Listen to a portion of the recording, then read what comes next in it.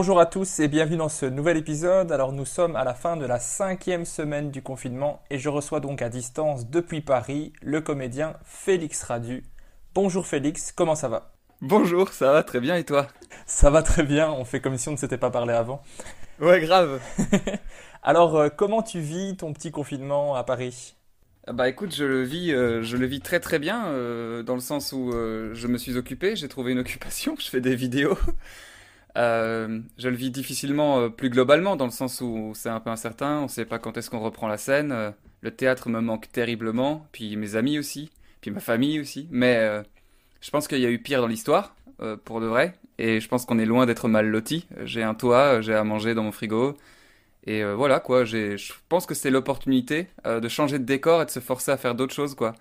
En étant enfermé chez moi, je me suis forcé à lire des livres que je m'étais promis de lire un jour, je me suis forcé à tourner des trucs que je m'étais promis de tourner un jour, donc quelque part c'est l'opportunité de bosser. C'est clair, mais je vois que tu as été, à mon avis, la personne la plus productive de ce confinement.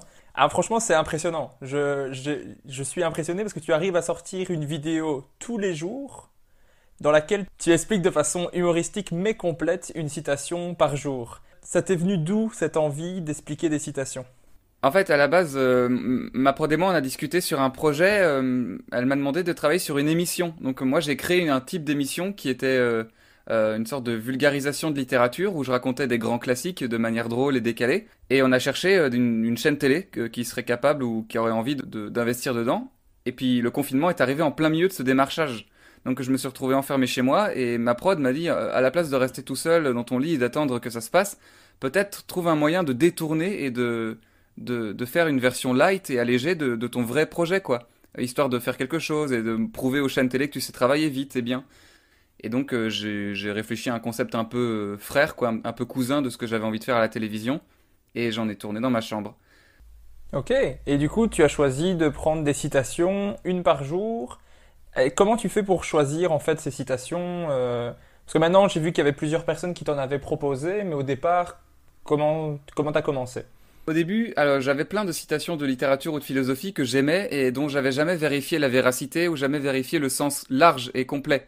Et je m'étais dit que ça pouvait être intéressant de creuser. Et en fait, plus j'ai creusé, plus j'ai réalisé que tout était détourné, que tout était mal dit. Et c'est ouf parce que plus on creuse dans les citations, plus on se rend compte qu'il y en a plein, il y en a 1000, et elles sont pratiquement toutes mal employées. Et c'est ça qui est génial. Et vraiment, j'ai l'impression d'avoir creusé sur un filon, tu sais, et de me rendre compte au fur et à mesure que je tombe dans une grotte. Et c'est génial. Et puis par contre, pour la fréquence, c'est amusant parce que je parlais avec la production et elle me dit, ok, il y a la Fnac qui est intéressée pour t'aider à relayer les vidéos. Tu te sens de faire combien de vidéos? Et moi, je me suis dit, bon allez, c'est quand même la Fnac. Je vais leur dire que je suis capable de faire une vidéo tous les 2 jours. Et ça me paraissait déjà énorme. Oui, c'est Mais je me énorme. suis dit, allez, force-toi, une vidéo tous les 2 jours, c'est bien quoi. Et la prod m'a rappelé 1 heure plus tard et elle m'a dit, ok, on leur a dit que t'en ferais une par jour parce que c'était plus vendeur.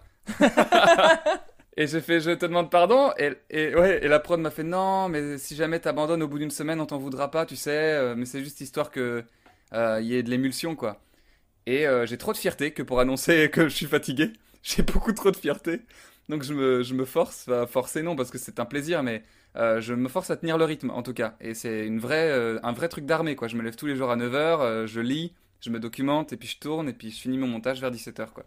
Mais franchement, c'est impressionnant parce que une vidéo par jour, il y a du montage, tu rajoutes des sons, tu rajoutes de la musique. Je veux dire, c'est travaillé, il y a quand même une qualité de vidéo, tu vois ce que je veux dire. Ouais, bah merci, ça me fait plaisir, hein. Ça me fait plaisir. Effectivement, c'est un vrai travail. Après, j'avais toujours eu envie de faire quelque part un peu de la vidéo, un peu à la style youtubeur. C'est quelque chose qui me travaillait depuis un moment. Je me suis dit que j'aurais pu le faire. Et c'était l'occasion, quoi. Donc, j'ai retenu tout ce que moi j'aimais dans les vidéos des gens que je regarde. C'est-à-dire des montages assez dynamiques, une manière de parler très à l'aise, très souriante. Et puis, j'aime le contenu, quoi. Le contenu, il faut que ce soit intéressant. Il faut que ce qu'on dise, ce soit pas su et que ce soit intéressant de savoir. Et donc voilà, c'est une sorte de petite manière de se cultiver avec fun et dynamisme pendant le confinement. Ah ben franchement, c'est une chouette idée. D'ailleurs, j'allais te demander, est-ce que tu aimes faire des vidéos, mais du coup, tu y as répondu. Mais parce que il y a beaucoup de gens qui se disent qu'ils doivent faire des vidéos parce que c'est vendeur et tout ça, mais toi, t'avais cette envie de le faire, quoi. Je veux dire, tu regardes des youtubeurs et tu te dis, ouais, c'est chouette ce qu'ils font, quoi. Bah ouais, je regardais les youtubeurs et je me disais en vrai, je suis capable de le faire et puis ça me dérangerait pas de commencer à faire du contenu qui est visible par-delà les salles de spectacle et puis de même pouvoir changer d'univers parce que quand on est comédien ou humoriste, j'imagine pour toi c'est pareil, on se fait vite collé dans notre univers, quoi. On peut plus en sortir. Moi, par exemple, j'ai très vite été notifié le petit gars au jeu de mots, le petit gars à la langue française. Et je me suis dit qu'en faisant des vidéos, je pouvais peut-être commencer à expérimenter d'autres univers et me permettre d'autres personnages. Voilà, c'est un autre média, c'est un autre travail. Et j'aime expérimenter, j'aime faire d'autres trucs, quoi. Donc je fais de la musique, je fais de l'art, de la peinture, du dessin, et je fais des vidéos en plus du théâtre, quoi. Ah bah c'est génial. J'avais une question, c'est comment tu fais pour avoir l'air aussi à l'aise en vidéo? Parce que, pour te dire la vérité, moi j'ai fait un podcast parce que j'arrive pas la vidéo. Je suis tellement mal à l'aise. J'ai fait une Mais story cette non. semaine-ci, j'ai cru que j'allais vomir, je l'ai refilmé 40 fois avec différents angles pour que ma copine me dise mais filme-toi pas comme ça, t'as vraiment une tête de con. Et, Ah, yes. et du coup je l'ai refaite 40 fois. Donc la vidéo c'est pas trop pour moi, du coup vive le podcast où je peux couper tous les trucs que je dis. Ah, yes, je comprends. Bah, la vidéo, c'est pareil, hein, tu coupes tout ce que t'aimes pas. Oui, mais moi ce que j'aime pas c'est l'image. Je comprends, non, mais moi, pareil, en vrai, je me force, hein. Il y a des moments où je vois ma tronche et je me dis, waouh, t'as quand même une sacrée tronche de con. Mais c'est pas grave, ça fait partie du délire. Et puis en mouvement, c'est pas pareil que. Les gens nous voient pas pareil que nous, enfin, que notre propre regard, tu vois, donc faut se répéter ça aussi. Bah c'est clair, mais en tout cas du bon boulot. J'ai adoré la vidéo sur Jules César, Carpe Diem, c'est mes deux préférés. Je te remercie, ça me fait plaisir. Où est-ce qu'on peut trouver toutes ces vidéos, d'ailleurs? Pour ceux qui écouteront ce podcast, je l'espère, un jour. Elles sont sur Facebook, sur YouTube et sur Instagram. J'ai mis les trois médias parce que je suis sans stratégie. Moi, je veux juste faire des vidéos et qu'elles soient vues. L'avantage d'être sur YouTube ou sur Facebook, c'est qu'il y a une vidéo d'avance. Que sur Instagram, elles sont une fois par jour, mais il y a toujours une vidéo de retard. C'est-à-dire que pour pas me faire submerger, j'ai une vidéo d'avance que je publie sur Facebook à chaque fois. Donc, on peut les trouver sur mes comptes, quoi. Ok, parfait. Et est-ce que je peux te proposer une citation? J'en profite. Bien sûr, si tu veux me proposer une citation, t'es le bienvenu. J'en ai 1542 trouvés, puis les gens m'en envoient beaucoup, hein. Je suis devenu un peu la référence du mec à qui on partage le mindfuck. Ok. Mais je t'en prie, vas-y, dis-moi, c'est quoi ta citation? Pour rester dans le thème de l'humour, puisque c'est un peu le thème prépondérant dans ce podcast, ça sera rira bien qui rira le dernier. Rira bien qui rira le dernier. Ok, j'irai voir s'il y a une histoire ou s'il y a un truc amusant à creuser et je te recontacterai. Ouais, franchement, ça m'intéresse de savoir. Ouais, moi pareil, j'irai voir, j'irai voir. Ce soir, j'irai jeter un œil. Bah, pas obligé ce soir, hein, je sais que t'es occupé. Hop, hop, hop, hop, j'irai voir. Il fait une vidéo par jour, mais il va regarder. T'es trop intéressé, c'est trop chouette. Alors, quand je t'ai demandé de faire ce podcast, je te disais donc j'invite des humoristes dont j'aime le travail et tout ça, et tu m'as dit ok, ok, ok, mais attends, je suis pas humoriste. Et là je me suis dit, ben en fait c'est que si. Oups. Enfin, moi je t'ai vu sur des scènes de festivals d'humour, donc pour moi tu étais humoriste, et comme tu aimes jouer sur les mots, moi j'ai été voir la définition d'humoriste, bah, c'est personne qui a de l'humour, qui pratique l'humour. Pour le moment on y est, moi je trouve que tu as de l'humour. Ah oui, bah, je te remercie, ça me fait plaisir. C'est mieux pour des vidéos humoristiques que tu fais. Et auteur d'œuvres, dessins ou écrits de caractère comique ou satirique. Pour moi, tes œuvres ont un caractère comique et ou satirique. Oui, non mais bien sûr, je suis d'accord avec toi. Mais pour moi, il y a des véritables nuances. Quelque part, je suis un humoriste parce que, effectivement, je me sers de l'humour. Mais j'espère que mon travail se limite pas qu'à faire rire. En fait, je pense qu'un humoriste, quand il fait son spectacle et que les gens sortent de la salle de spectacle sans avoir rigolé, pleure parce qu'il a l'impression d'avoir raté son travail. Alors que moi, il arrive plusieurs fois que les gens ne rient pas à mon spectacle. J'ai beaucoup de sourires, j'ai beaucoup de oh, de ah. Mais il arrive qu'à la fin de mon spectacle, les gens ne rient pas. Et même, il arrive que moi, je sorte de scène en me disant waouh, ça a été formidable. Être plein d'humour, ce n'est pas viser le rire. Moi, j'aime l'humour de Victor Hugo qui dit que l'humour, c'est la politesse du désespoir.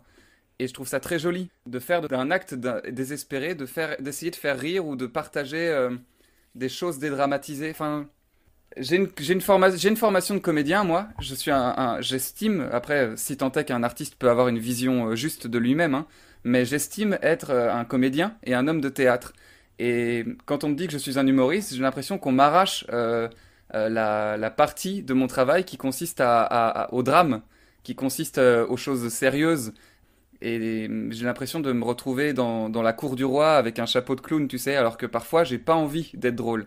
Et je veux avoir ce droit de dire aujourd'hui je ne serai pas drôle. Et je pense qu'un humoriste n'a plus le droit de dire ça. Un humoriste, il doit être drôle. Et s'il n'est pas drôle, eh ben, il fait mal son métier. Et moi, je veux pouvoir être drôle et pas drôle. Pardon, je parle beaucoup, hein, Non, mais non, c'est très tu me bien. Pour coupes. le podcast, c'est exactement ce qu'il faut. C'est quelqu'un qui parle. Pour moi, du coup, tu n'es pas que humoriste en fait. C'est ça que c'est plutôt ça. Oui, c'est ça. Pour moi, c'est clairement ça. Mais alors, du coup, en interview, quand tu es interviewé par des journalistes, tu es obligé de dire non, je ne suis pas humoriste pour que le message soit clair, en fait. Mais quelque part, oui, je suis humoriste, mais je ne suis pas qu'humoriste. Et je pense qu'avant tout, je suis comédien. J'aime autant, je préfère quand on me présente en tant que comédien parce que c'est là où je me sens le mieux, moi. C'est quand je rentre dans une salle de spectacle d'une pièce. Je me sens plus à l'aise là que dans un café-théâtre de stand-up. Ok. Et comment tu fais? Parce que moi, du coup, étant enfin, de la scène du stand-up et de l'humour, moi, je sais que ça s'est bien passé parce que les gens ont ri. Parce que des fois, tu ne vois pas le public. Comment tu fais pour savoir que ça s'est bien passé? En vrai, je pense que tu le remarques aussi, mais il n'y a pas besoin du rire pour savoir que ça se passe bien. Ça se joue sur des choses plus invisibles. Tu sens une ambiance générale de salle. Tu sens comme une réceptivité quand tu parles, même quand tu vois pas et quand t'entends pas forcément. Tu te sens bienvenu sur scène ou tu te sens malvenu sur scène. Et un spectacle se passe bien quand les gens, tu les entends réagir avec toi. Il y a une sorte de respiration de salle qui se crée.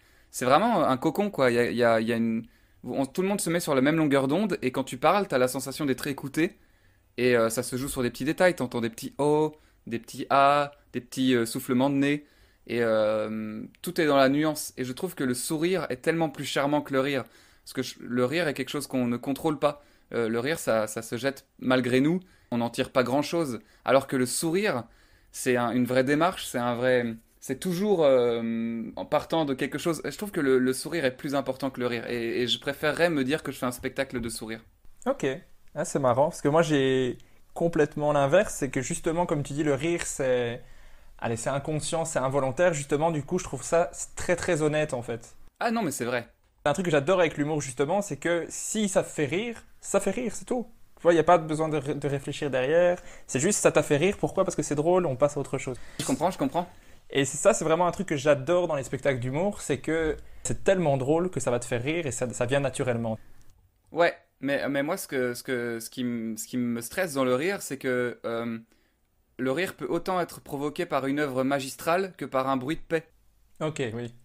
Et ça me stresse terriblement de ne pas savoir si les gens rigolent euh, pour les bonnes raisons. Enfin, un sourire est toujours provoqué par quelque chose qui provoque un sourire, alors qu'un rire peut être provoqué par tout et n'importe quoi. C'est pour ça qu'il y a des humoristes parfois que je trouve terribles de bêtises. Et quand j'entends une salle rire à leur bêtises, bah, je me sens triste. Et puis en même temps, quelque part, ben, moi aussi, je peux rire de leurs bêtises parce que c'est con. Enfin, le rire a cela de commun que c'est con. Ça fait rire tout le monde, quoi. Alors que, je sais pas, je trouve qu'il y a quelque chose de plus joli dans le sourire, ouais.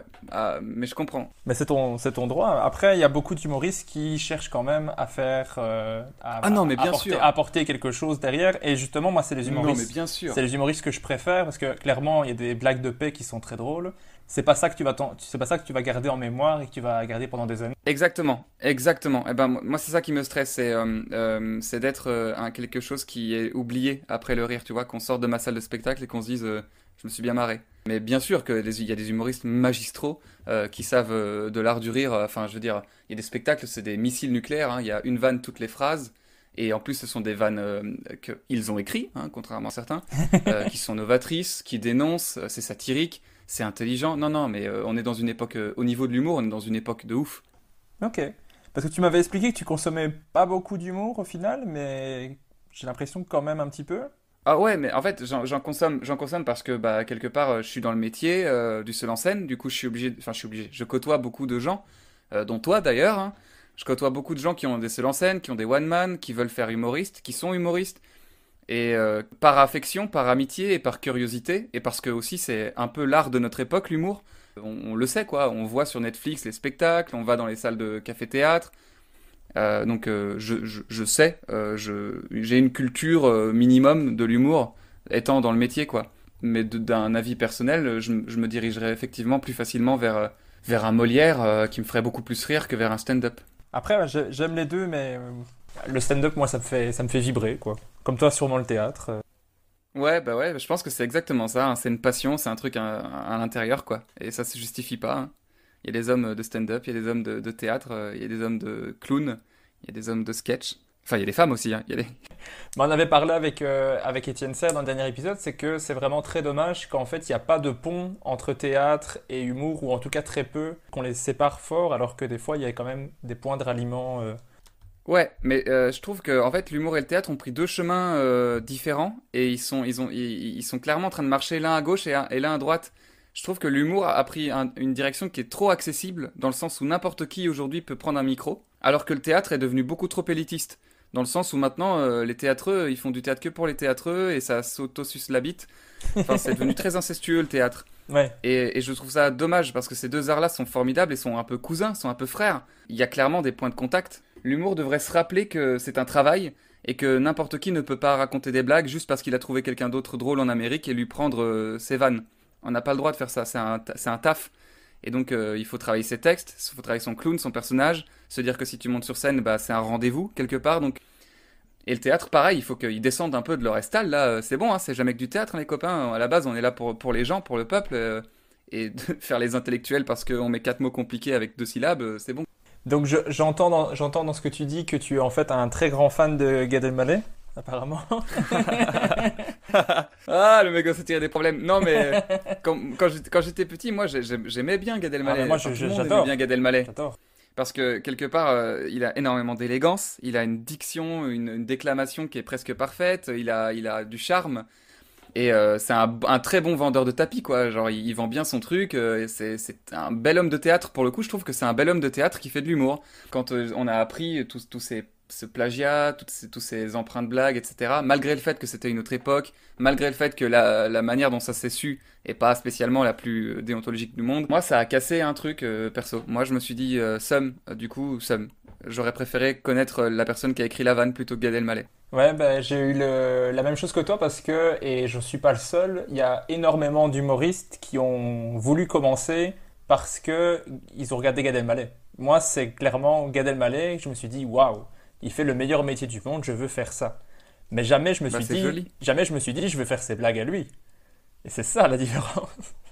Ouais, non, mais c'est clair, non, mais bien sûr, c'est joli, et je trouve que quelque part, il a amené ça de bien, c'est-à-dire il a inspiré tout un tas de personnes, donc on peut pas dire qu'il y a eu que du mal là-dedans. C'est ça, on va garder ça. Ouais, on va garder ça, ça a amené plein de chouettes gens et plein de nouvelles générations qui ont voulu faire ça grâce à Gad Elmaleh, mais aujourd'hui, maintenant qu'on le sait, bah, Gad Elmaleh va falloir qu'il assume pris de ses actes, hein. Ouais. J'aime bien dans le podcast, c'est remonter un petit peu le temps avec mes invités. Et la première question que je leur pose, c'est comment t'étais quand tu étais petit? Est-ce que t'étais un petit comique qui aimait bien se mettre en avant? Ou alors pas du tout? Non, pas du tout. Quand j'étais petit, j'étais très timide, j'étais très maladroit.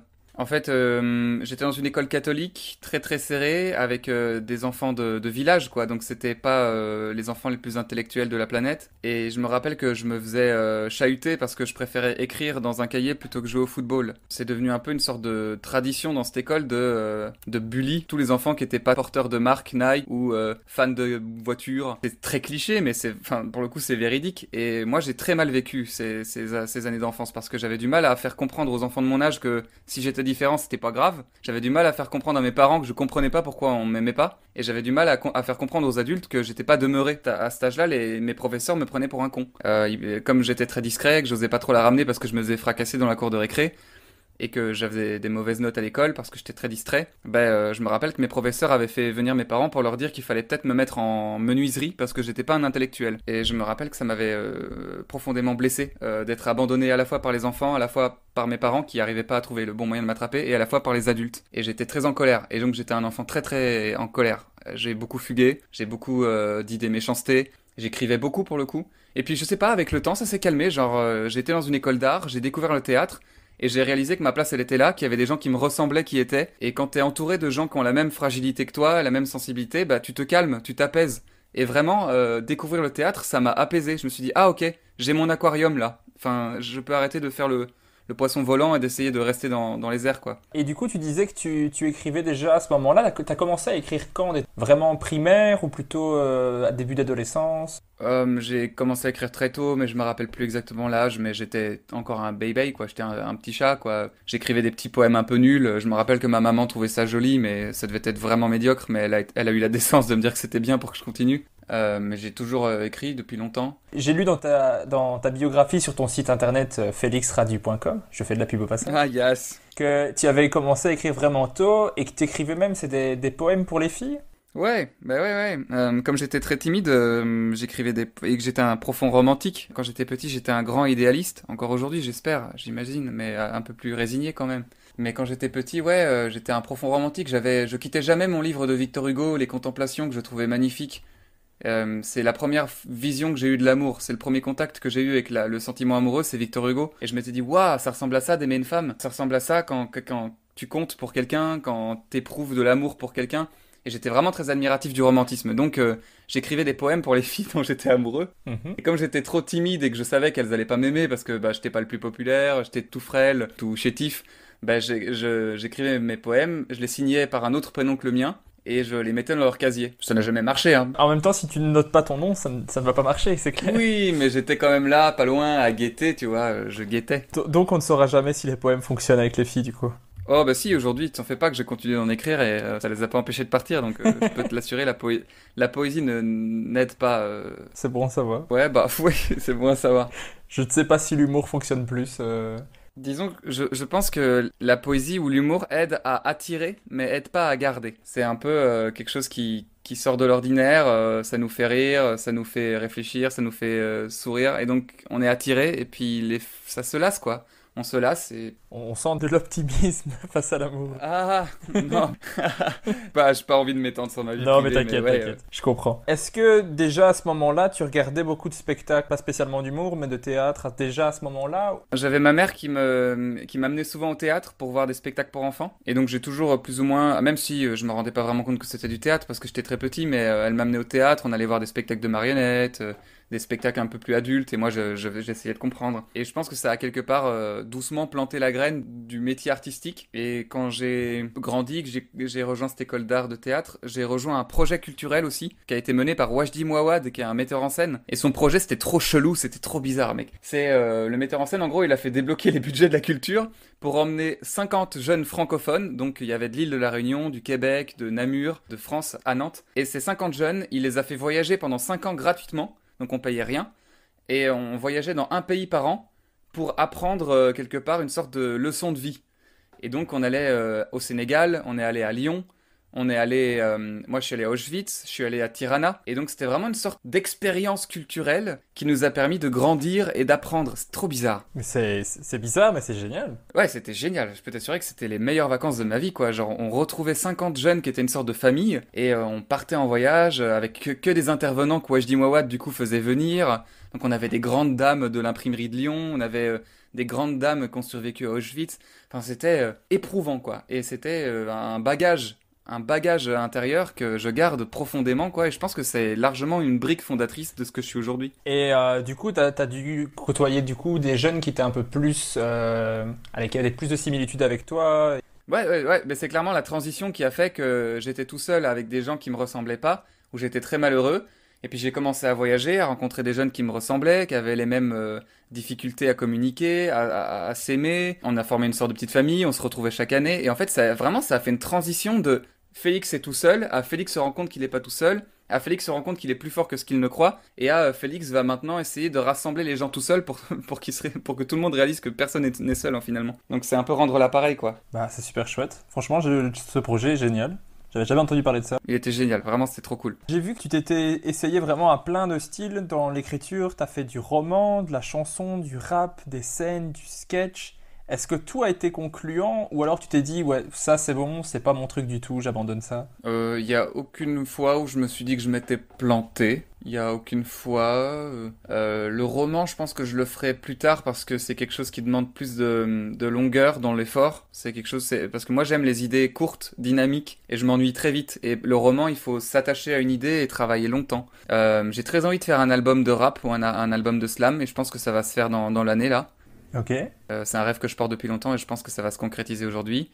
Sinon, le seul en scène, ça marche très bien. Là, j'ai écrit une pièce de théâtre que j'ai fait lire à des hommes et des femmes de théâtre que j'aime immensément et qui m'ont envoyé des retours adorables. Donc je pense que c'est pas un échec non plus. Donc non, tout ce que j'ai essayé pour le moment a été plus ou moins concluant. Après, moi j'aime réussir du premier coup. Je suis un sale gosse, hein. Moi, j'aime quand je fais quelque chose et que je réussis du premier coup. Et donc là, pour le moment, la plupart des premiers coups que j'ai faits ne sont pas à la hauteur de ce que j'aimerais que ça soit. Mais ce ne sont pas des échecs, quoi. Je sens que j'ai un peu mon mot à dire et que je peux m'amuser. Ben, en tout cas, de l'extérieur, ça a l'air de vraiment bien se passer pour toi et moi je trouve ça super chouette, tellement mérité parce que on voit qu'il y a du boulot derrière. Voilà quoi. Mais moi je trouve ça génial de se tester à plein de choses, mais d'oser le faire. Tu vois ce que je veux dire? Tes parents réagissaient comment à tout ça? T'as dit tout à l'heure que ta mère disait que tes poèmes étaient sympas et au fur et à mesure du temps, ça c'est resté comme ça ou alors ils voulaient que tu te diriges vers des études un peu plus sérieuses ou ils t'ont vraiment encouragé à faire du théâtre? Bah, comme je t'ai dit, quand j'étais petit, au début, c'était complexe parce que j'avais du mal à communiquer avec mes parents. On a mis du temps à s'apprendre. On a mis beaucoup de temps à s'apprendre. Et moi, j'ai mis du temps à comprendre que mes parents n'étaient pas nés avec un mode d'emploi.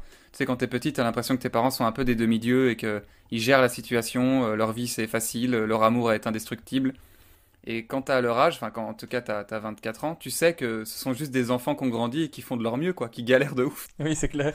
Et quand j'étais petit, j'ai mis beaucoup de temps à réaliser ça. Moi je dis souvent que je suis un enfant à qui on a donné un salaire en fait. Ouais, bah ouais, c'est clairement ça, hein, c'est clairement ça. Et quand je fais de l'art, moi, je pense tout le temps à la phrase d'Alfred de Musset qui, c'est ouf, parce qu'Alfred de Musset, c'est un de mes auteurs préférés, c'est un génie.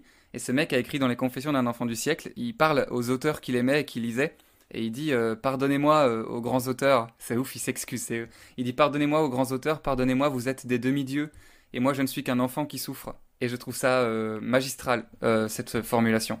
Je ne suis qu'un enfant qui souffre, je trouve ça très joli.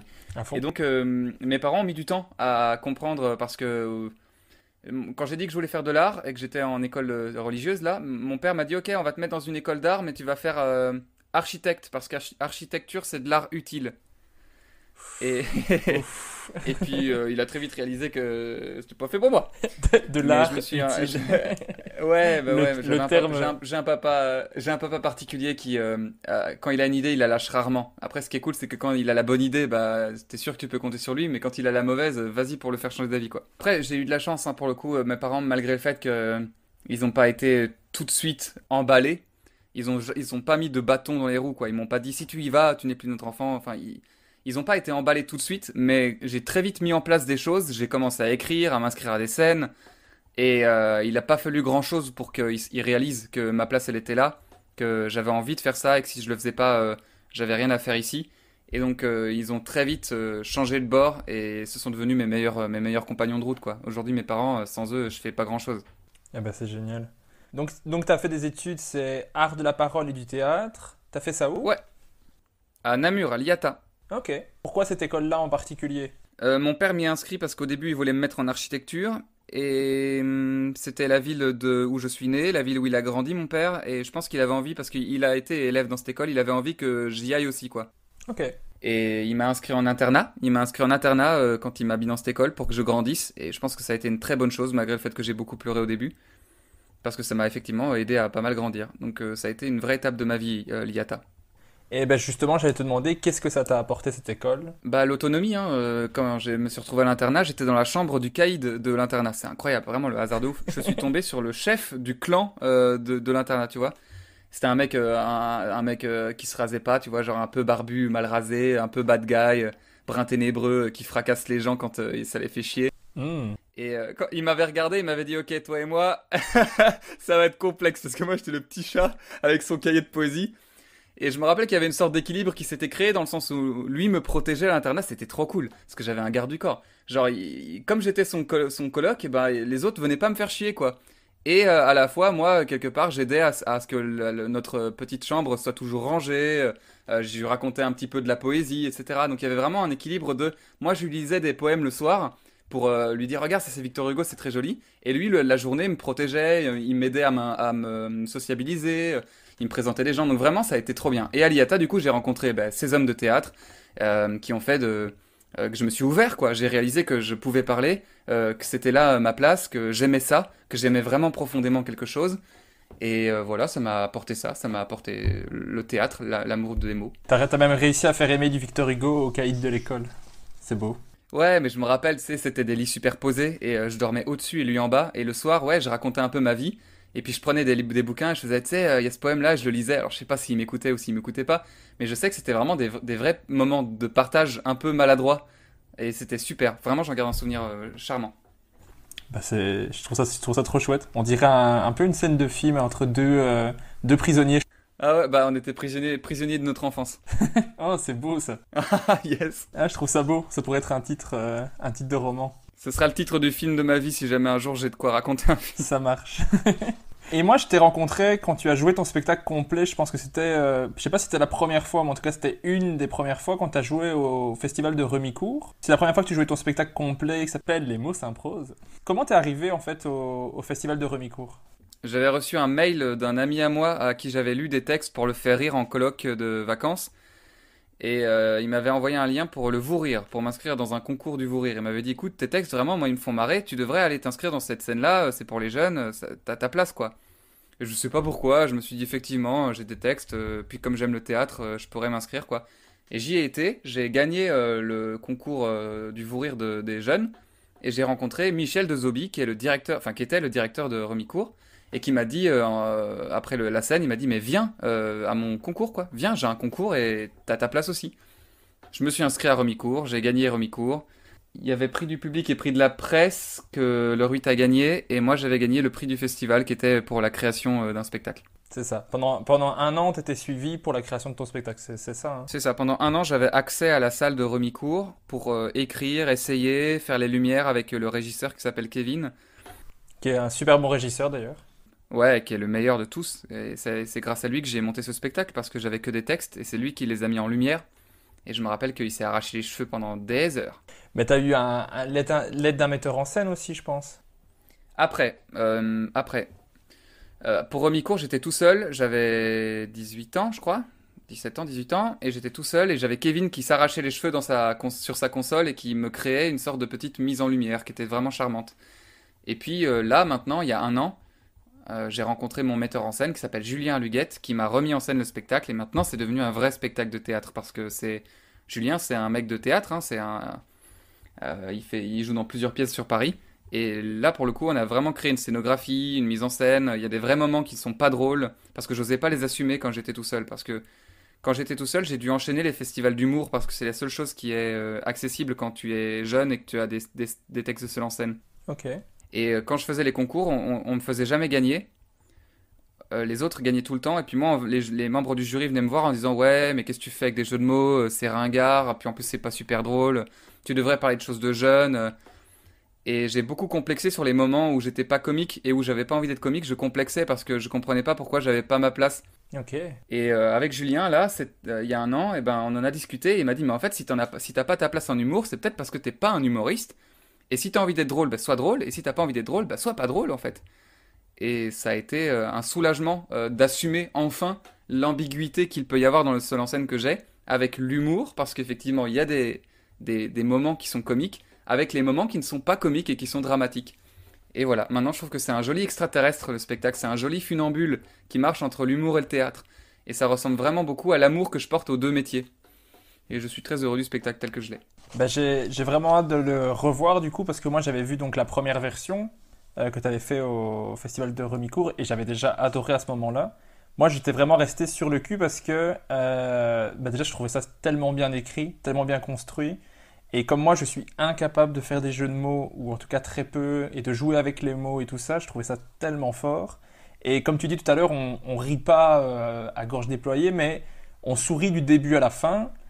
Et j'étais vraiment resté sur le cul à ce spectacle. Et si tu me dis qu'il a encore progressé et qu'il est encore meilleur, j'ai vraiment hâte de le revoir.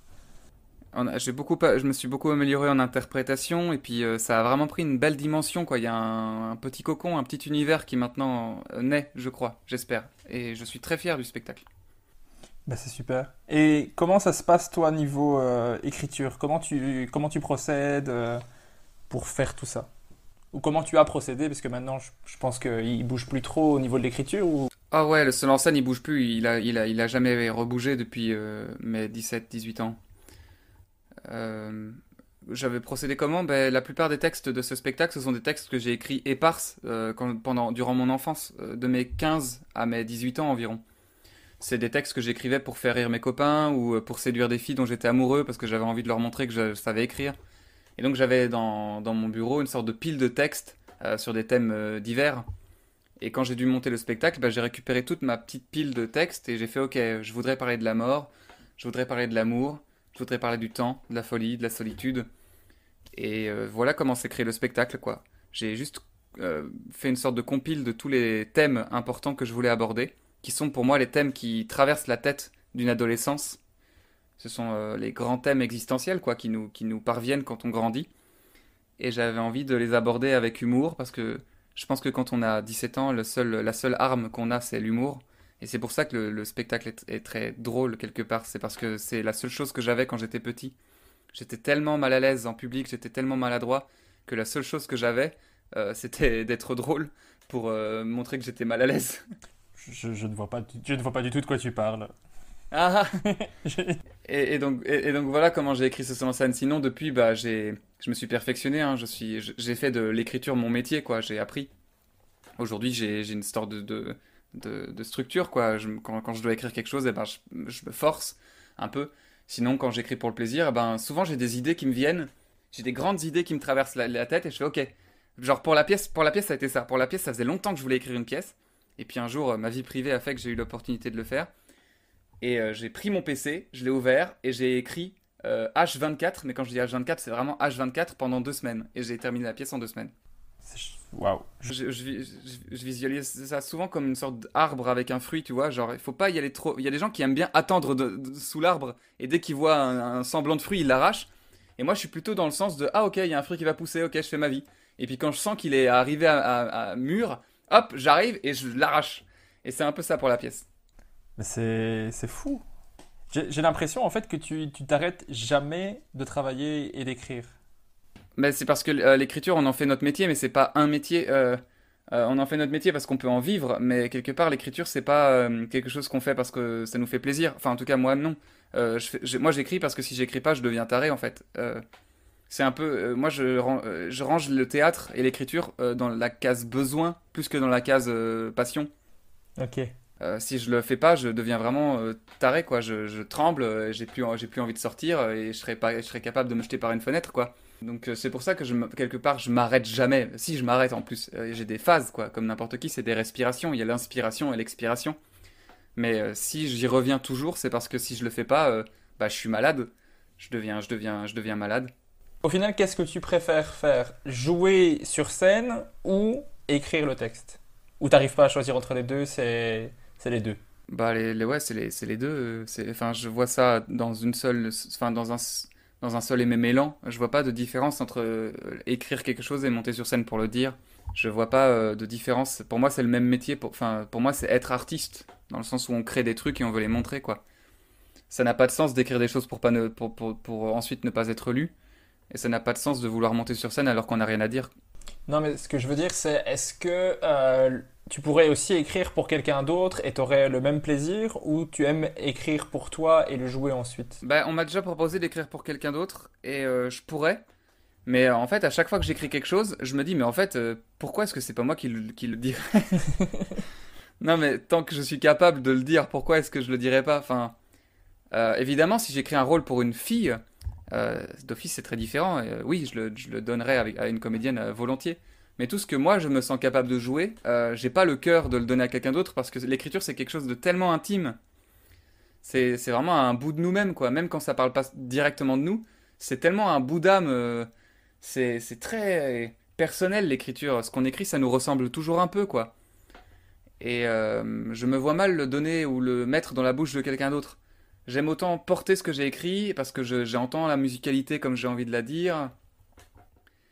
Mais voilà. Après, pour le coup, la pièce de théâtre que j'ai écrite, c'est très différent parce qu'il y a différents rôles et j'ai pas envie de jouer tous les rôles. Et donc, c'était la première fois que j'écrivais en me disant, ok, ce rôle-là, c'est pas moi qui le jouerai. Ok. Et ça a été très bizarre pour moi d'entendre un comédien dire ce que j'écrivais. Ça a été une expérience très particulière. T'en es où en fait dans la pièce? Dans la pièce, j'ai organisé 2 lectures publiques. Donc j'ai écrit la pièce, je l'ai fait lire à la metteur en scène que je voulais pour le projet. Elle m'a conseillé des comédiens, on les a fait venir, on a pris une bouteille de bière et on a lu la pièce. Et la première fois que j'ai entendu d'autres comédiens dire ce que j'écrivais, ça, c'est une expérience très particulière, hein. J'avais des frissons. D'abord, t'as peur de pas plaire, t'as très peur que les comédiens en lisant se disent mais qu'est-ce que c'est que cette merde? Et puis en même temps, tu te dis mais c'est pas exactement comme ça que je l'avais imaginé. Ah, c'est bizarre, ça sonne pas pareil dans sa bouche que dans la mienne. Et puis ça te casse un fantasme que tu t'étais imaginé de ton personnage parce qu'il y a un autre visage qui se passe dessus, donc c'est très bizarre.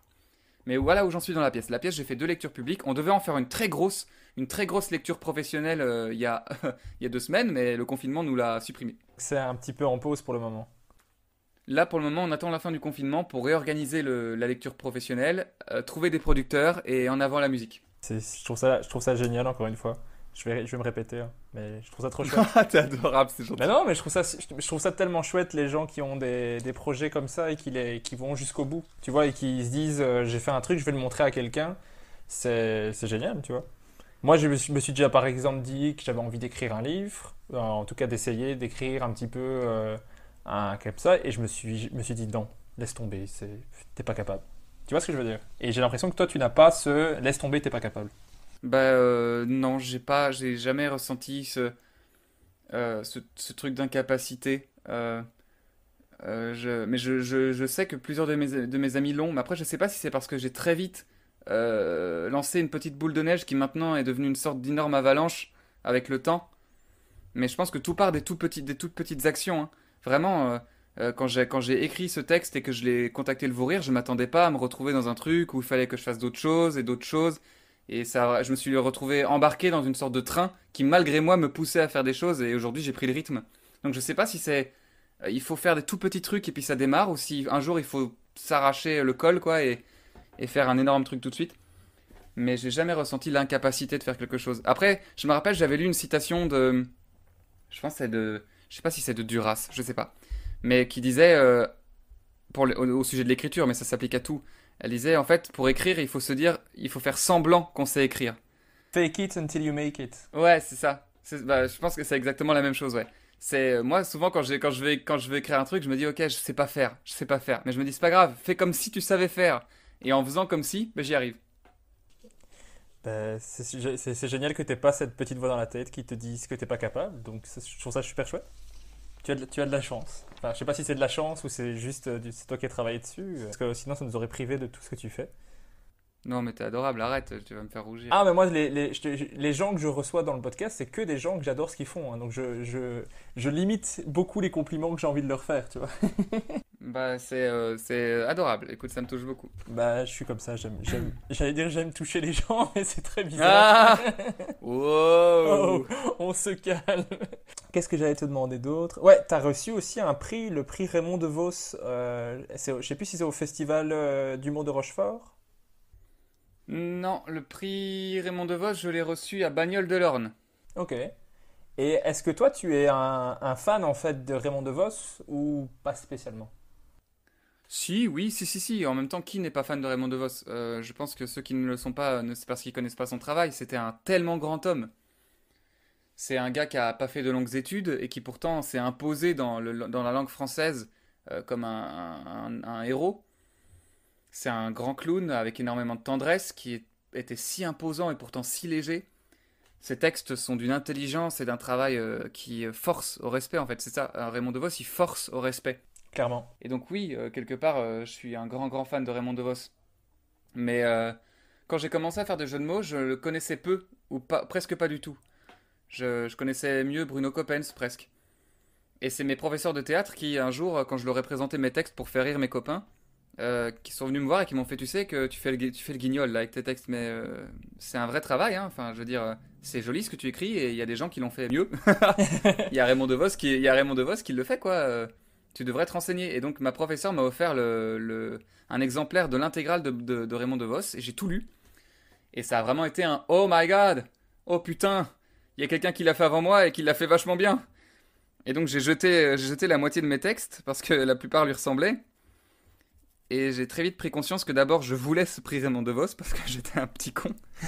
Et, euh, Et puis j'ai eu peur très vite aussi de me retrouver calé dans son ombre.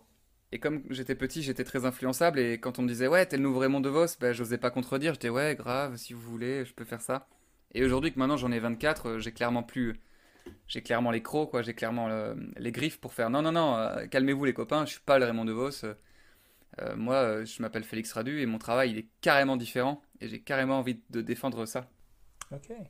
Mais est-ce que j'aimerais bien arriver à comprendre comment ça devient de jouer sur les mots ainsi, enfin comme tu le fais, c'est dur à expliquer pour les gens qui n'ont pas vu ton spectacle, mais allez, c'est comme ce que fait Raymond DeVos. J'arrive tellement pas à faire ça, je crois que c'est pour ça que j'étais si impressionné en voyant ton spectacle.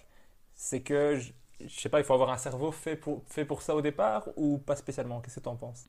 Je sais pas, non, je pense pas. Je sais pas. Moi, c'est parce que je le fais depuis longtemps. On a tous cet art un peu particulier de faire des jeux de mots nuls, tu sais. Donc quelque part, je pense que si t'es capable de faire un calembour un peu naze, t'es capable de faire des très bons jeux de mots. Parce que les jeux de mots, c'est un peu comme les dominos. C'est-à-dire que dire un domino, c'est carrément naze. Mais 100 dominos les uns à côté des autres qui font une sorte de circuit et qui volent sur des ponts, ça, c'est grave la classe. Et les jeux de mots, c'est ça en fait. Souvent, quand on me dit, ah ouais, tu fais des jeux de mots, bah vas-y, tu veux pas nous en faire un? Bah je refuse, parce que ça n'a aucun sens. Les jeux de mots, ça prend de la force dans la longueur. Dans un spectacle entier, les jeux de mots, c'est beau. Et donc, je pense que tu es clairement capable de le faire, parce que tout le monde est capable de le faire. C'est juste, il faut s'attarder sur les consonances, sur les sens, et c'est vraiment un jeu, quoi. Moi, je me rappelais quand j'étais petit, que je commençais à écrire ça, je comparais ça à de la mauvaise foi. Parce que c'est un peu, je faisais parler un personnage, et je faisais toute la mauvaise foi du monde pour répondre à ce personnage de manière intelligente. C'était la mort dit n'ayez pas peur, je ne mords pas. Et puis le personnage, ok, comment est-ce qu'on peut faire preuve de mauvaise foi? Bah si, vous l'êtes. Et enfin, tu vois, genre, enfin, et c'est pas très compliqué de faire des jeux de mots. C'est plus impressionnant que ça n'est compliqué. C'est juste que ça demande plus de temps et il faut s'attarder longtemps pour que ça tienne debout. C'est comme créer un château de sable. Ok. Bah, ça, je pense d'ailleurs qu'il y a une vidéo disponible sur YouTube où tu fais le sketch de la mort que tu fais ici. Il y a le sketch sur la musique. La musique. La mort est pas disponible, j'ai l'impression de l'avoir déjà vu. Non, non. Il a possiblement été, mais on l'a retiré. Ok, ça va. Donc vous ne pouvez pas voir la mort, vous serez obligé d'aller voir. Non, mais allez voir la musique, oh là là, bande de nazes. Allez, vas-y, insulte tous mes auditeurs, magnifique. Non! Tous les deux personnes qui vont l'écouter. Non, je rigole. Non, c'est pas vrai. Attends, on va repartager ça, ça va faire le tour du monde. Ah, ça c'est gentil. Ensuite, après avoir gagné tous ces prix et tout ça, ou alors en même temps, je sais pas bien la chronologie, mais tu es pris dans la classe libre du cours Florent à Paris. Et donc tu pars à Paris pour y écrire et vivre de théâtre. J'ai repris la phrase de ton site. C'est beau. C'est beau, hein. Comment c'est le cours Florent? Oh, ça, c'est un long sujet très tendu. Les cours Florent, c'est très particulier. Avant d'aller en classe libre, j'ai fait un an au cours Florent de Paris. Puis j'ai été reçu en classe libre à Paris et j'ai déménagé à la capitale. Disons que les cours Florent, déjà, Bruxelles et Paris sont très différents. C'est pas la même école. Parce que tout simplement, les cours Florent, ça dépend terriblement de la classe dans laquelle tu tombes et du professeur que tu as. Parce que chaque professeur a une vision du théâtre différente. Donc en fait, tu peux faire les cours Florent et avoir une vision totalement différente que ton voisin. Il y a des professeurs qui sont plus Stanislavski, d'autres qui font plus de l'acting studio. Enfin, tu vois, c'est très différent. Moi, je l'ai pas bien vécu, le cours Florent à Paris. Je l'ai très mal vécu parce que quand je me suis installé à Paris pour la classe libre, je me suis dit, waouh, je viens d'être reçu dans une classe qui est très demandée, qui est très élite. Donc, je vais forcément me retrouver avec des gens qui ont la même sensibilité que moi et qui ont la même nécessité du théâtre. Et quand je suis arrivé là-bas, en fait, j'ai découvert des enfants, un peu des enfants terribles, qui sont emplis d'ego, emplis de peur, de mécanismes, de systèmes de défense. Ça m'a un peu rendu malade au début. Les 3 premiers mois, j'ai été très malade parce que déjà, j'étais loin de chez moi. J'étais dans une ville qui est très différente au niveau de l'énergie, du rythme que de là où je venais. Et j'étais avec des enfants qui, dans mon fantasme, étaient censés être des surhommes et qui, dans la réalité, étaient en fait des sales gosses. Ok. Qui, oui, avaient du talent, évidemment, mais qui étaient des sales gosses, qui avaient peur et qui essayaient de faire bien pour faire plaisir. Et donc j'ai très mal vécu. Et puis bah, je me suis pas très bien entendu parce qu'à côté de ça, moi je faisais du théâtre pour vivre. Je faisais mon seul en scène pour manger. Et comme tu le sais, le théâtre, enfin les théâtreux, ils aiment pas trop ça, l'humour. Même si, bon, mon spectacle n'est pas à proprement parler de l'humour, bah, dans les grandes lignes, ça suffisait pour que mon professeur me lâche en plein milieu d'un cours. Ouais, c'est ça, va faire le comique. Ouf. On est sur des a priori. Ouais, surtout ce qu'on disait tout à l'heure, le fossé entre les deux que certains s'amusent à écarter encore. Ouais, ben, je pense que ça fait partie de la bêtise. Après, je pense pas qu'ils pensaient à mal, c'est juste que euh, instinctivement, c'est mal vu. Je sais pas pourquoi. Mais après, au cours Florence, j'ai rencontré des professeurs qui étaient grave chauds avec moi, qu'on demande à des élèves de venir voir mon spectacle. Enfin, tu vois, c'est pas l'enfer. C'est juste que ça dépend vraiment de la classe dans laquelle tu tombes et du professeur que tu rencontres. Après, moi, j'ai eu la chance d'être en classe libre dans des cours gratuits. Parce que la classe libre, c'est 3 examens d'entrée, on est 20 et c'est gratuit. Et sinon, les cours Florent normaux, c'est 500 balles par mois et on est 50 par classe et c'est l'enfer, quoi. Enfin, et c'est ça que moi je reproche au cours Florent, c'est-à-dire que je pense qu'il y a une époque, c'était une école très novatrice. Il y a une époque, les cours Florent, c'était carrément cool parce que on apprenait le théâtre alors que c'était pas encore très démocratisé, tout le monde savait pas trop encore ce que c'était. On était très peu par classe parce qu'il y avait très peu de gens qui voulaient faire ce métier un peu à risque. Et donc les cours Florent fut une époque, ça devait être une très bonne idée. Mais aujourd'hui, maintenant qu'il y a tout le monde qui veut faire du théâtre, de maintenant qu'il y a tout le monde qui se dit ah tiens mais j'ai toujours rêvé de faire du théâtre à 40 ans et qui s'inscrit au cours Florent, bah le prix est exorbitant, les salles ultra remplies, c'est ridicule parce qu'on passe sur scène 5 minutes par semaine et je trouve que c'est un peu une sorte quelque part une sorte d'arnaque, une sorte de Apple du théâtre, tu sais, c'est 500 balles les écouteurs, 250 balles plus la prise jack. Et je leur reproche d'être ce faux rendez-vous. Parce que tu sais, on n'arrête pas de dire, ouais, mais tu sais, il y a tellement de gens qui sont sortis des cours Florent. Ouais, mais c'est-à-dire qu'en fait, en brassant plus de 1500 personnes par an, j'espère bien qu'il y a au moins une personne qui va percer, tu vois. En fait, les cours Florent, c'est une sorte de place où tout le monde se donne rendez-vous, et du coup, il se passe des choses. Mais on se donnerait rendez-vous dans le café à côté, il se passerait les mêmes choses. Est-ce que ça t'a quand même apporté quelque chose au final, ou tu te dis j'aurais pu passer cette étape et ça aurait été la même chose? Je pense que j'aurais pu trouver mieux. Je pense que j'aurais pu apprendre d'autres choses parce que comparé à mes cours de art de la parole, c'était vraiment rien au niveau du travail. Par contre, ça m'a appris d'autres choses qui sont annexes au travail pur. Tu vois, ça m'a pas appris de la diction, mais ça m'a appris la volonté de tirer mon collier même dans les situations difficiles. Tu vois, même quand t'aimes pas le projet pour lequel tu travailles, de quand même apprendre le texte rapidement, de quand même aller en répétition avec des gens que t'aimes pas, de savoir dire non aussi quand il te semble que le théâtre empiète sur un endroit où c'est pas censé empiéter. Ça m'a appris ce que je n'aimais pas, le théâtre que je ne voulais pas défendre. Ça m'a appris aussi à envoyer chier ou défendre mes partitions, tu vois.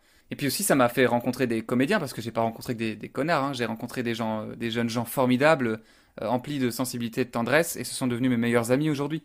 Donc quelque part, ça m'a appris beaucoup de choses aussi. Ça a fait de moi aussi un adulte un peu plus sûr de lui. Je ne regrette pas. Non, non, non, je regrette pas, je regrette pas. J'aurais voulu pouvoir faire autre chose à côté, mais je le regrette pas, non. Ok, ça t'a apporté des choses quoi. Ouais, ouais, ouais. Et donc tu tournes avec ton spectacle dans Paris. En dehors du confinement, tu joues 2 fois par semaine, je pense, au théâtre des Mathurins. Ouais, avant le confinement, je jouais 2 fois par semaine au Mathurin. Normalement, on va peut-être reprendre en septembre. On l'espère pour toi et pour tous les gens qui font du théâtre Je te, et de la scène. je te remercie. J'espère. À ma petite échelle, j'ai eu 3 spectacles annulés et j'étais déjà dégoûté. Alors j'imagine même pas les gens qui font ça pour vivre. Je comprends, oui, c'est chaud. Ouais. Moi, j'ai préféré pas regarder tout ce qu'on annulait. J'ai demandé à ce qu'on annule sans qu'on me le parle. Et t'as fait aussi le festival d'Avignon avec ton spectacle. Ouais, je l'ai fait 2 fois. Mais cette année, on a décidé qu'on le faisait pas. Et putain, coup de chance, quoi. L'année où on décide de pas investir, c'est annulé. Quelque part, ça m'a flatté, tu vois. Je me suis dit, ouais, je sais, vous pouvez plus vivre sans moi, c'est normal. Mais, mais On ouais, heureusement, coup de chance. commençait de faire Avignon. Le Festival d'Avignon, c'est très prenant. C'est un monde parallèle, quoi. C'est un vrai monde à côté pour lequel tu t'investis à 100% pendant un mois. Rien n'existe d'autre que le Festival d'Avignon. Quand tu y vas là-bas, tu investis beaucoup d'argent parce que ça coûte très cher, que ce soit pour le théâtre ou pour la vie à côté, parce que les commerces alentours bah, en profitent. Hein. Puis quelque part, jouer tous les jours, et quand tu joues pas, de quand même devoir aller tracter pour remplir tes salles, et ce stress de te dire chaque matin, putain, on est deux, et il faut qu'on soit 60 à la fin de la journée. C'est usant. C'est usant moralement, physiquement, psychologiquement. En fait, à la fin, tu sors de là, mais t'es une allumette qui a craqué, tu sais. T'es fatigué, mais t'es fatigué dans tous les sens possibles. Et puis en même temps, c'est quelque chose de terriblement enrichissant parce que ton spectacle, ça devient ton meilleur ami, parce que tu le connais sur le bout des doigts, tu joues tous les jours avec, donc tu commences à avoir tes petits rendez-vous, mais tellement clair dans ta tête que tu peux t'amuser de plus en plus.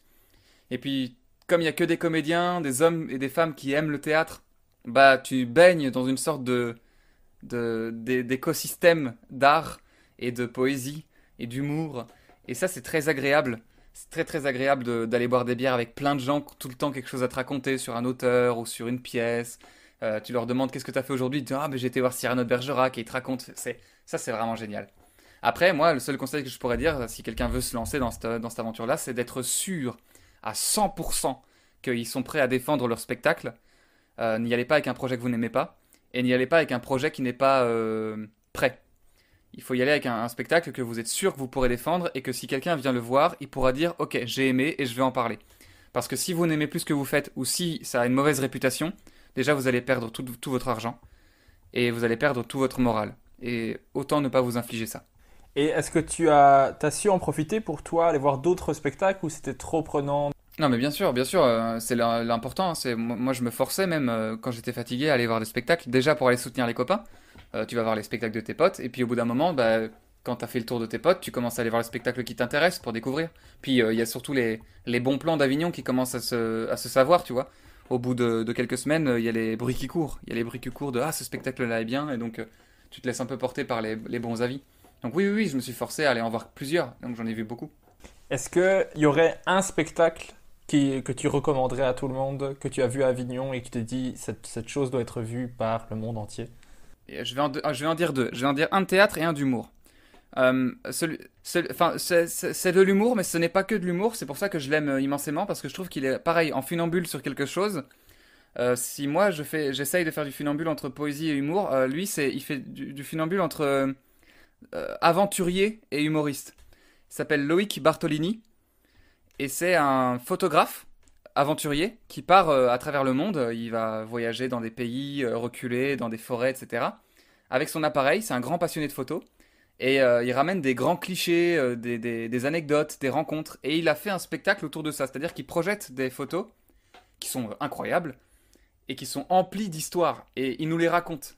Et c'est drôle. Qu'est-ce que c'est drôle? Et c'est intelligent parce que c'est plein de bon sens, de leçons de vie. Et à la fin de ce spectacle, tu sors de là, déjà t'as ri. Et puis en plus, tu sors affamé de monde, quoi. Mais c'est ce que j'aime le plus en sortant d'un théâtre. Tu sors de là, t'es affamé, t'as envie de bouffer le monde, quoi. T'as vraiment envie de prendre le premier ticket d'avion possible et te casser au Pérou. Et je trouve ça génial. Je trouve que ce mec fait un travail formidable. Ça y est, tu m'as donné envie d'aller voir le spectacle. Ah bah vas-y, vraiment, genre, c'est beau. Et ce mec est une crème. C'est du voyage et de l'humour, et c'est plein d'intelligence, et ça change, quoi, du paysage comique habituel ou théâtral habituel. Je trouve que ce mec est un peu sur un funambulisme qui me plaît beaucoup. Et au niveau du théâtre à Avignon, j'avais été voir le Cyrano de Bergerac des Moutons Noirs qui était très joli. Et j'en garde un très beau souvenir. Cyrano de Bergerac, plus besoin d'en parler, je vais pas. Tout le monde sait ce que c'est. Si vous ne savez pas ce que c'est, vous dit êtes des petits vaguement quelque chacals. chose, je pense. Cyrano de Bergerac, mais les Moutons Noirs l'ont réinterprété, ils ont rajouté des textes à eux, etc. Et je suis rarement pour la réinterprétation de grandes œuvres comme celle-ci. Mais je trouve que là, ça, c'était tellement fait avec tendresse et beauté qu'on ne peut que saluer. On peut que saluer. C'était vraiment très fort. Eh ben, t'es bon dans la promotion aussi, les spectacles, hein? Ah, yes! La seule chose que je sais pas vendre, c'est mon spectacle à moi. Ah si, tu le vends. Je suis sûr que tu le vends bien. Après avoir écouté ce podcast, les gens vont avoir envie d'aller voir ton spectacle. Et j'ai vu aussi que tu avais fait quelques passages dans Les Enfants de Cœur sur Vivacité. Ouais, je suis chroniqueur aux Enfants de Cœur aussi. Est-ce que ça te plaît, la radio? C'est un média qui te plaît aussi? La radio est un média qui me plaît beaucoup, parce que c'est un média, de manière générale, et que j'aime parler, j'y crois. La radio est un média qui me plaît beaucoup. Après, moi, ce que j'aime un peu moins, c'est la chronique, de manière générale. Mais je suis très fier et très content d'être dans cette émission de la RTBF, parce que je trouve que l'équipe est formidable. Elle est d'une intelligence incroyable, et ils m'ont très vite donné carte blanche. C'est-à-dire que j'ai été faire des auditions, par exemple, sur Europe 1 avec Anne Romanoff, et on m'a directement dit, ok, ça va être ce thème-là, et tu dois faire 3 minutes, pas une de plus, et c'est drôle. Et on va relire, et on va couper si jamais on n'aime pas. Alors qu'aux Enfants de Cœur, on m'a directement dit, ok, tu veux parler de quoi? Et j'ai fait, j'aimerais autant pouvoir venir en tant qu'auteur, et donc écrire un peu sur un tas de choses. Ils m'ont dit, ok, fais ce que tu veux. Ah, Et je chouette. voulais pas relire. Non, on relit pas. Ah ok, mais vous êtes sûr? Ouais, t'en fais pas, on te fait confiance. Et à chaque fin de papier, ils viennent me voir en coulisses et ils font putain, c'était vraiment très bien, on adore, continue. Et je trouve ces gens d'une intelligence et d'une douceur qui me fait chaud au cœur. Mais c'est chouette d'avoir la liberté artistique de faire ce que tu veux et d'être soutenu, en fait. Je trouve ça super chouette. Ouais, c'est tellement ce que j'ai essayé d'avoir et de rechercher parce que j'avais très peur de me faire enfermer dans le jeu de mots ou de me faire enfermer dans le théâtre ou dans l'humour. Et ce choix de panel, c'est tellement agréable. Est-ce que tu as des objectifs précis, style, par exemple, dans 5 ans, je veux faire un Olympia, ou dans 3 ans, je veux être au Zénith? Est-ce que tu as ce genre de choses, ou tu laisses venir et tu profites du moment comment tu fonctionnes? Oh, ouais, moi j'ai des rêves à courte portée, j'ai pas des rêves à longue portée. C'est très bizarre, je fonctionne de manière assez chelou. Mais j'ai des rêves que je vais m'activer à faire dès que je les ai. Enfin, c'est trop bizarre. Je vais pas me dire, ok, dans 5 ans, je me donne l'opportunité de faire l'Olympia. Non, je vais me dire, ok, si je veux faire l'Olympia, qu'est-ce que je vais mettre en place maintenant pour y aller? Et toute la suite des événements ne va être que en direction de l'Olympia. J'ai un peu l'art de me focal, j'ai un peu l'art de m'entêter. Et je sais pas si c'est une qualité ou un défaut parce que j'ai souvent je lasse mes parents, mais j'ai des rêves à courte portée donc si j'ai envie de lire un livre, eh ben je m'arrête de tout ce que j'étais en train de faire et je lis ce livre. Si j'ai envie d'écrire une pièce, eh ben je m'arrête et je fais qu'écrire cette pièce. Si je rêve d'une fille, eh ben je ne pense qu'à cette fille-là. J'ai pas j'ai de la focale quoi. J'ai vraiment et le problème c'est que du coup je vois plus rien à côté et que ça fait un gros défaut de vie parce que parfois il faut savoir prendre du recul sur les choses. Mais ouais, j'ai tendance à faire des sacrées concentrations. Ok. Et qu'est-ce qu'on pourrait te souhaiter pour la suite de ta carrière? S'il y a vraiment une chose qu'on peut te souhaiter. Je crois, après c'est vraiment, à mon avis, je penserai l'inverse dans 2 ans, hein, mais je crois être arrivé à un endroit où artistiquement je fais ce que je voudrais faire. Je suis arrivé à une sorte de maturité, je crois, hein, qui fait que l'art que je fais en ce moment, c'est l'art que je vais faire toute ma vie et qui me ressemble. Et donc, ce qu'on pourrait me souhaiter, enfin, ce que je me souhaite, c'est que j'arrive à, à contacter les gens, à leur montrer ce que je fais. Pas spécialement à devenir une star, je m'en fous, mais juste à un moment ou à un autre, montrer aux gens, voilà ce que je fais, et si ça plaît, tant mieux, et si ça plaît pas, tant pis. Mais là, ce que je vais créer, c'est des frères et des sœurs de projet, quoi. Tout va se ressembler un peu parce que finalement, je vais rester le même homme, quoi. Aujourd'hui, je crois que j'ai fini d'être un enfant, quoi. Et donc, ce que j'aimerais, ouais, c'est de pouvoir partager ce que j'ai créé maintenant. J'aimerais vraiment montrer ce que je fais, dire regardez, voilà, c'est ça que je suis. Et puis, bah, j'espère que ça plaira, quoi. Mais c'est la seule chose que j'aimerais me souhaiter. Et ça, et beaucoup d'amour, parce que j'ai besoin de jeunes filles et de grands yeux, de petits grands yeux pour me donner de l'inspiration. Ben voilà, ben on va te souhaiter tout ça. De la liberté artistique, de faire ce que tu veux et beaucoup d'amour. On te le Ouais, souhaite. ouais. Ouais. Bah, Ouais. écoute, je te remercie. Ben, moi, je te le souhaite vraiment, du fond du cœur. En tant que fan de Notebook, on se soutient. Ah, yes, The Notebook, allez voir ce film. Allez le voir, mais d'office. Conseil, regardez-le en version originale, mais même en français, ça vaut le Ouais, coup. et regardez-le avec votre amoureuse ou votre amoureux. Ouais, ou même tout seul. Regardez-le même tout seul, ça peut être sympa aussi. Ou avec quelqu'un. Regardez-le, Regardez-le juste. c'est magnifique. Et si vous ne trouvez pas ça beau, ben vous n'avez pas de cœur. Carrément. Alors, à la fin du podcast, je t'avais dit, quand je reçois les invités, je fais l'interview name dropping, où je demande de citer habituellement un humoriste, mais comme je sais que tu n'aimes pas te limiter à juste l'humour, Tellement adorable, t'essaies de pas me bousculer, c'est tellement chou. je m'adapte, je m'adapte. Euh, Ici, si je vais te demander, c'est un artiste. Tu es obligé de m'en citer qu'un. C'est ça la D'accord. difficulté de l'interview. Tu es obligé d'en choisir un. Si je te dis l'écrivain, donc roman, pièce, qui t'inspire le plus. Alfred de Musset. Ah, direct. Je pensais qu'il allait avoir une petite réflexion. Ah non, non, non, non, non. Alfred de Musset, c'est l'homme qui m'a le plus bousculé et qui m'a le plus fait sentir heureux à la lecture. Le meilleur livre que tu aies lu. Le meilleur livre que j'ai lu, c'est L'insoutenable légèreté de l'être de Kundera. Ah, je pensais que tu Ou allais avoir. Cyrano de Bergerac. Cyrano de Bergerac. Ah, c'est une pièce, c'est une pièce. Bah, en livre Insoutenable légèreté de l'être et en pièce Cyrano de Bergerac. Ok. Et toi qui préfères les comédies de théâtre au stand-up, quel est pour toi le meilleur dramaturge en termes de comédie? Ah, ça c'est plus dur. Qui me fait le plus rire? Je dirais quand même Molière, hein. Molière, ça reste quand même un énorme classique, mais il Il est a pas quand même mauvais, des hein. trucs. Bah, tu sais, à chaque fois que je relis les Fourberies de Scapin, il y a toujours un moment où je ris, quoi. Je trouve ça fou d'intelligence et de drôlerie. Et puis il y a tellement eu d'hommages et de clins d'œil qui se sont perdus entre les auteurs à Molière. Genre Cyrano de Bergerac qui dit Molière avait du génie. Rien que pour cette réplique de Cyrano de Bergerac, on ne peut que répondre Molière. Ok. Un humoriste cette fois que tu suis un peu tout ce qu'il fait parce que t'aimes vraiment beaucoup ce qu'il fait ou ce qu'elle fait, hein, homme, femme, québécois, français, américain.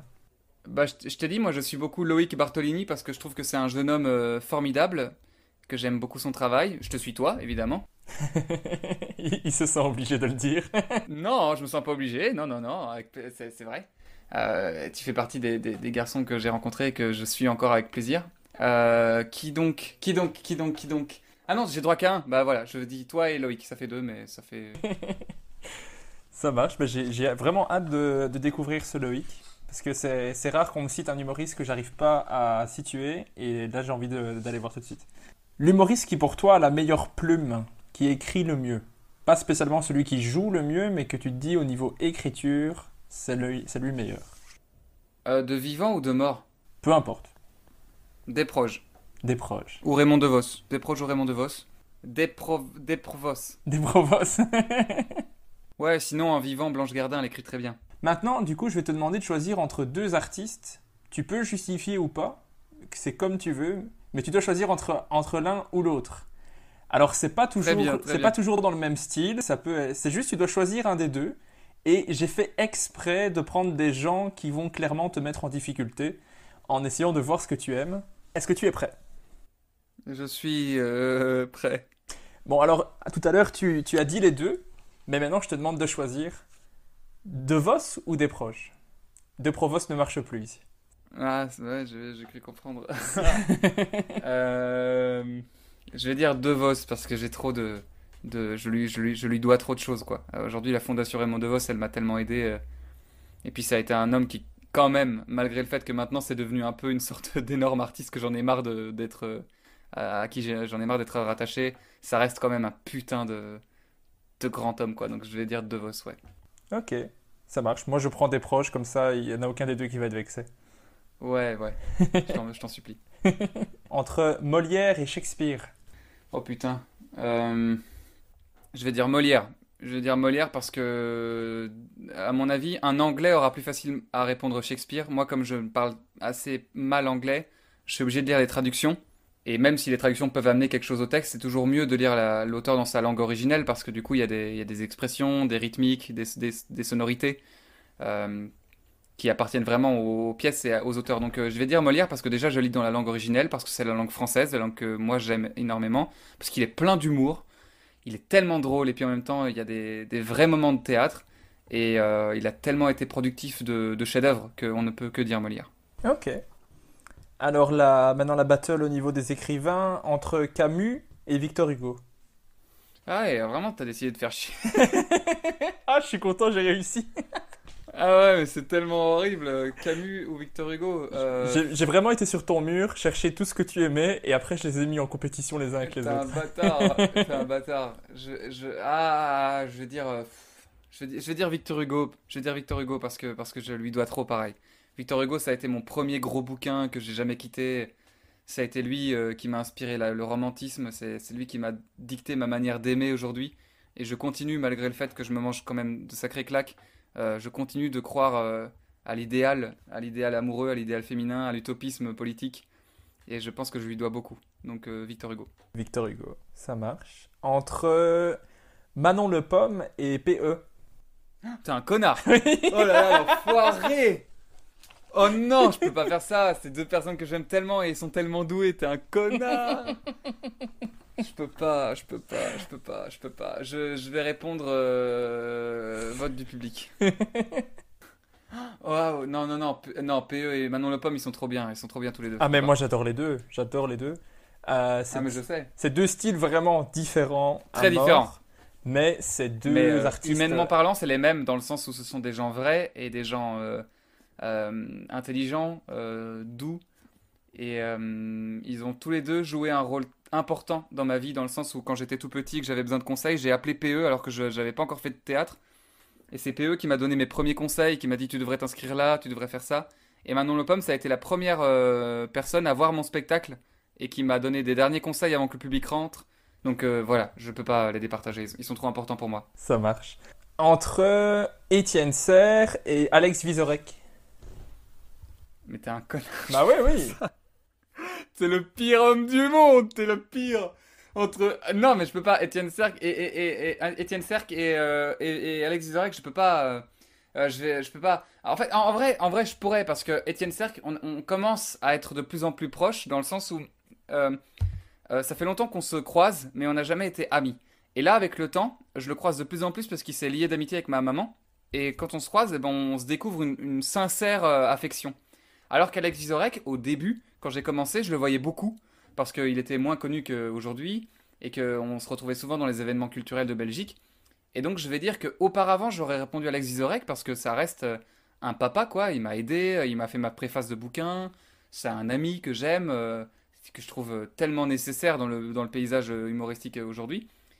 Et aujourd'hui je peux répondre à Étienne Serck parce que je vois plus Étienne qu'Alex Vizorek, que Alex est plus passé de copain à idole. Aujourd'hui, Alex, c'est plus un idole qu'un ami. Tu vois, je peux pas me permettre de dire que c'est un copain, on s'appelle pas assez. Alors que Étienne, je pense que je peux l'appeler, lui dire écoute, je vais pas bien ce soir et il m'écouterait quoi. Donc je vais dire Étienne aujourd'hui, malgré le fait que j'ai un immense amour pour Alex Vizorek. Super, t'as réussi à t'en sortir sans dire de mal de personne. Je te remercie. Et un petit dernier pour la fin, entre Ino JP et Geoffrey Dervan.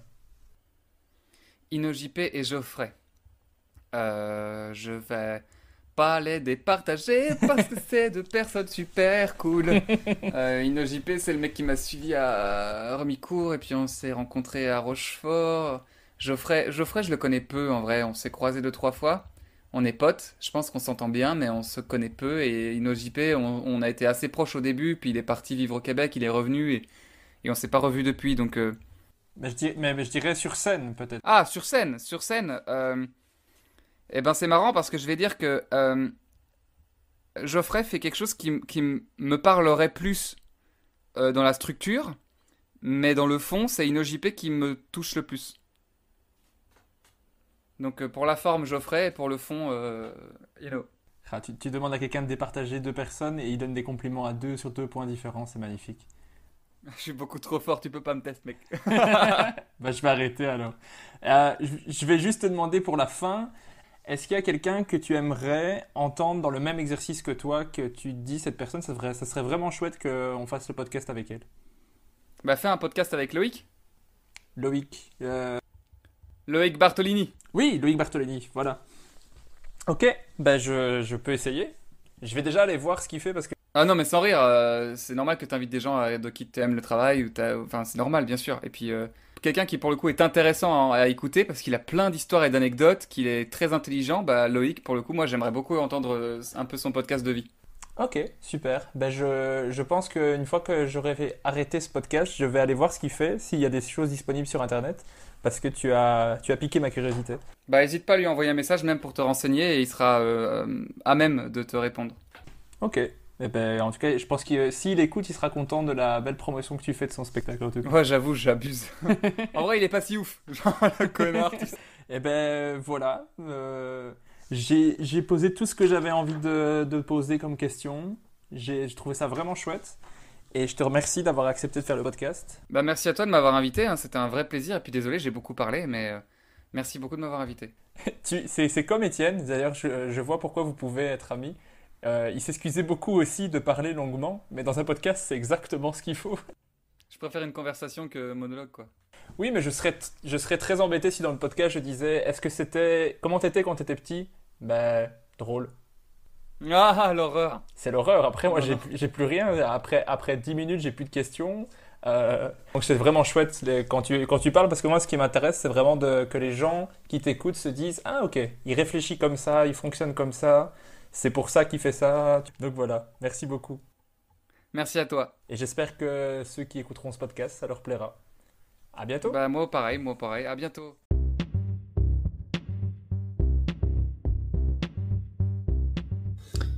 Merci d'avoir écouté Humeur humoristique. N'hésitez pas à donner votre avis, à vous abonner et à le partager autour de vous. Si vous avez détesté, écoutez le suivant. Il sera mieux. Bisous.